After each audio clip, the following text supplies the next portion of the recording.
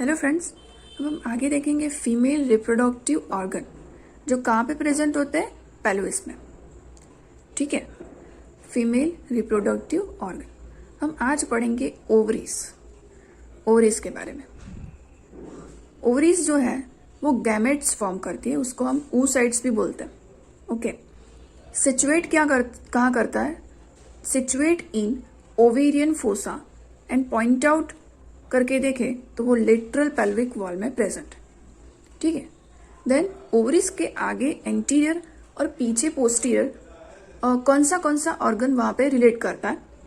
तो एंटीरियर में obliterated umbilical artery and second posterior में ureter and internal iliac artery. Okay, obliterated umbilical artery and ureter and internal iliac artery. Okay, आगे लिखा है कि nulliparous woman that type of mother that not pursue the child, that is nulliparous।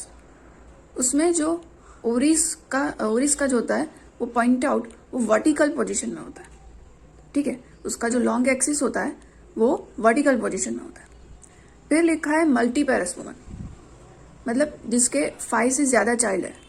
ठीक है, उसका जो vertical long axis जो है वो हॉरिजॉन्टल होता है। ठीक है, क्या होता है? हॉरिजॉन्टल होता है।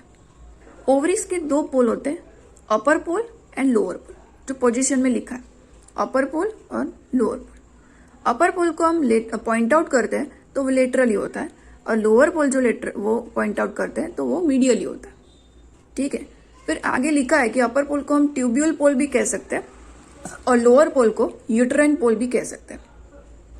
ठीक है, फिर हमें जो याद रखना हो कि लोअर पोल को यूट्राइन कहते हैं और ऊपर पोल को ट्यूबल कहते हैं, तो लू2 ऐसे याद रखने का।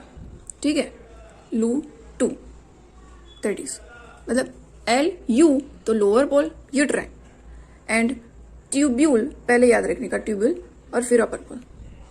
ठीक है, दैट इज, तो इससे आप याद रख सकते हो। फिर उसमें बॉर्डर्स होती है, 2 बॉर्डर्स होती है और 2 सरफेस होती है। 2 बॉर्डर्स, एंटीरियर बॉर्डर और मेजोवेरियन बॉर्डर, उसको मेजोवेरियन बोलते हैं। ठीक है, फिर पोस्टीरियर बॉर्डर और फ्री बॉर्डर, पोस्टीरियर बॉर्डर और फ्री बॉर्डर। ठीक है, जो मैंने समझा है नलीपेरस और मल्टीपेरस, वो किस लिए समझा है? क्योंकि जो पोजीशन होती है ओवरीज की वो वेरिएबल होती है, इसलिए वेरिएबल होती है क्योंकि इस दोनों में वो एक हॉरिजॉन्टल होती है और एक वर्टिकल पोजीशन में होती है। ठीक है, इसलिए जो बॉर्डर्स है और अपर पोल और लोअर पोल है हम दोनों ने डिस्क्राइब कर दिया, वो एक्सटर्नल फीचर्स में आ गए। फिर एक्सटर्नल फीचर्स में ऐसा लिखा है कि यंग गर्ल्स जो होती है उसमें before onset of maturation ovulation जो ओवरीज होती है वो स्मूथ होती है, स्मूथ सरफेस होती है उसकी। ठीक है, और पिंक दिखाई देती है। फिर जब after puberty the surface is rough हो जाती है। ठीक है, और वो पिंक टू ग्रेइश हो जाती है, ग्रे कलर हो जाता है, ग्रेइश हो जाता है। ठीक है, दैट इज ऑल अबाउट। हम डायग्राम में देखें तो that is upper pole and that is lower pole. ठीक है, दैट इज, हम ऐसे देखने जाए तो ऐसी प्रेजेंट होती है। ठीक है, तो यहाँ पे जो है वो एंटीरियर बॉर्डर है और वहां पे जो है वो पोस्टीरियर बॉर्डर है, और हम ऐसे डिजाइन करें, ऐसे होता है तो यहाँ पे जो हुई वो मीडियल सरफेस हुई और पीछे जो है वो लेटरल सरफेस हुई। ठीक है, समझ में आया? ओके, पेरिटोनियल रिलेशन देखें तो उसमें the ovary is almost entirely covered with peritoneum, मतलब almost entirely covered with peritoneum, but except the mesovarian border, मतलब के anterior border. The 2 layers of covering peritoneum are reflected on to the posterior layer of the broad ligament of the uterus. Okay? जो 2 layers होते हैं वो covering जो peritoneum से cover हो रहे हैं वो रिफ्लेक्ट कर रहे हैं जो posterior layer of broad ligament of the uterus. Okay, देखो that is broad ligament. Okay, broad ligament of uterus, that is. आगे देखें तो ovaries connected to posterior layer of broad ligament by a short fold of peritoneum called the mesovarium, that is mesovarium and that is mesovarian. Okay, N and M no फर्क। The squamous epithelium of the mesovarium is continuous with the cubical epithelium of ovary. आ याद रखो person. Okay, you can remember the mesovarium transmit the vessels and nerves to and from the ovary. जो mesovarium जो है वो transmit कर रहा है वेसल्स एंड नर्व्स को. Lateral part of the broad ligament of uterus extending from the infundibulum of the uterine tube.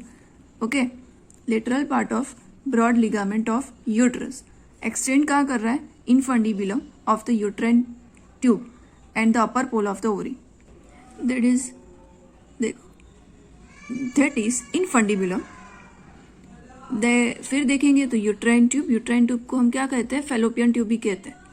ठीक है, and then upper pole, that is a extension, okay, to the external iliac vessel from a distinct fold known as suspensory ligament of ovary or infundibulopelvic ligament. It contains the ovarian vessels and nerves. That is ovarian artery in suspensory ligament of ovary. That is ligament of ovary. Okay, આ ovarian artery છે and that is ligament. Okay, clear થયું? Visceral relation देखें तो उसमें हम first देखेंगे अपर पोल और tubule पोल. अपर पोल जो होता है वो ब्रॉडर होता है और लोअर पोल से. ठीक है, लोअर पोल जो है वो नैरोर है. अपर पोल जो है वो रिलेट कहाँ कर रहा है? देखो यहाँ पे स्ट्रक्चर्स देखो. पहले तो यूट्राइन ट्यूब, फिर suspensory ligament of ovary, okay, and ovarian fimbrium. ठीक है, जो स्ट्रक्चर यहाँ पे दिख रहे हैं वो रिलेशन में आएंगे. विसरल रिलेशन मतलब कि जो वहाँ पे ऑर्गन को अटैच, ऑर्गन को वो कनेक्ट कर रहा है, मतलब कि वहाँ पे कनेक्ट हो रहा है. दैट इज वो विसरल रिलेशन. मतलब कि विसरल मतलब क्या? विसरा जो अटैच हो रहा है. ठीक है, फिर हम अपर पोल में जो है वो राइट ओवरी जो होती है वो अपेंडिक्स से रिलेट करती है. ठीक है, फिर लोअर पोल जो है उसमें हम यदि देखें लिगामेंट ऑफ ओवरी, ओके, वो अटैच होती है. एंड पोस्टीरियर इंफीरियर साइड वो यूट्राइन ट्यूब से अटैच होती है. ठीक है, the ligament lies between the two layers of broad ligament of the uterus and contains some smooth muscle fibre. That can you remember. Okay, अब anterior border में देखें, उसको मेसोवेरियन भी बॉर्डर कहते हैं. वो जो होती है वो स्ट्रेट होती है और वो रिलेट करती है यूट्राइन ट्यूब से. ठीक है, एंड ऑब्लिटरेटेड अम्बिलिकल आर्टरी. हमने पीछे देखा था एंटीरियरली क्या प्रेजेंट है और पोस्टीरियरली क्या है. पोस्टीरियरली क्या है? Ureter and uterine tube. Okay, फिर वो अटैच कर रही है, वो ब्रॉड लिगामेंट ऑफ यूट्रस को अटैच कर रही है एंड फॉर्म्स द हाइलस. फिर हमने देखा था पोस्टीरियर और फ्रीड बॉर्डर, वो कॉन्वेक्स होती है और वो related uterine tube and ureter. Okay, then lateral surface it is related to ovarian fossa. Okay, then obturator vessels and nerves. Lateral surface में बहुत कुछ नहीं है. फिर मीडियल सरफेस जो होती है वो largely covered by uterine tube.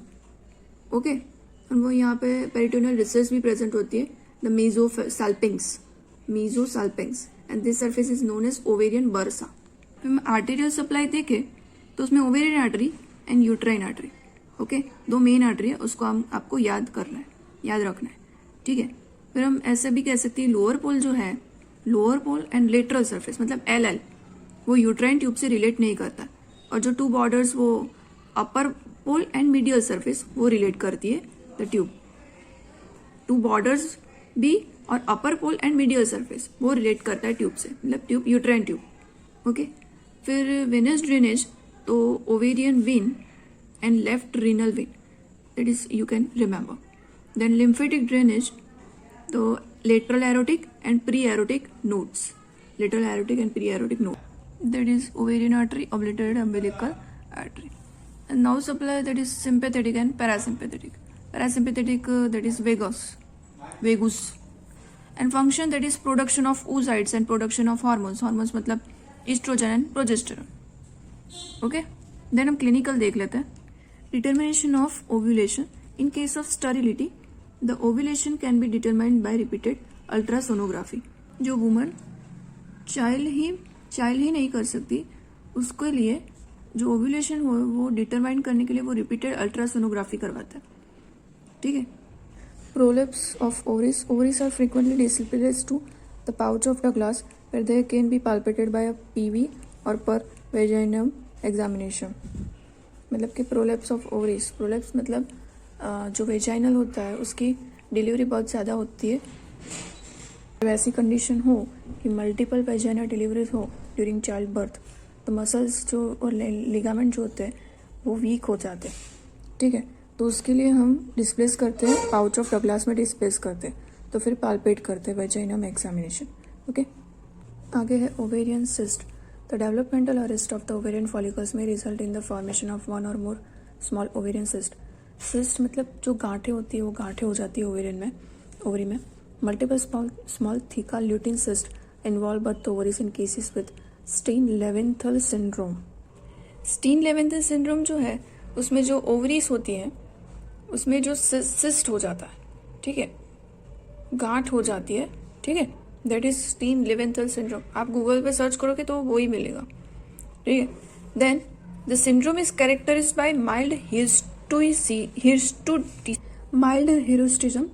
वो जो होता है वो excessive growth of thick body hair, मतलब जो हेयर जो होते हैं वो थिक हो जाते हैं बॉडी में, ठीक है, एक्सेसिव ग्रोथ हो जाता है वुमन में, ठीक है, that is mild hirsutism. Deep voice हो जाता है और सेकेंडरी एमोन्यूरिया हो जाता है and cystic enlargement of both the ovaries. Secondary amenorrhoea means जो पीरियड्स नहीं आते, ठीक है, पीरियड्स बंद हो जाते हैं, that is. Carcinoma of ovary is common and accounts for 15% of all cancers and 20% of gynaecological cancers, you can remember, ठीक है। जिनेकोलॉजिकल डिसऑर्डर जो होता है, जिनेकोलॉजिकल कैंसर मतलब कि मैलिग्नेंट ट्यूमर हो जाता है, प्रेग्नेंट रिलेटेड डिसीज हो जाता है, इन्फेक्शन होता है, ठीक है, एंडोक्राइन डिसीज भी होता है, that is gynaecological cancers. Ovaries are the commonest site in the abdomen for endometriosis. The endometrial cyst in the ovary are called chocolate cyst. Chocolate cyst जो होता है is an ovarian cyst filled with old blood. Okay, this cyst, which doctor call endometriomas, are not cancerous, though they usually mean that a person endometriosis is severe enough to complicate their fertility.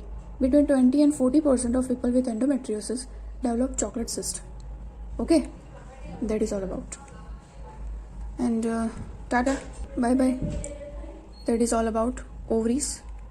Video अच्छी लगी है तो like, subscribe and share करें, and कुछ भी doubt हो तो comment box में लिखें, ठीक है।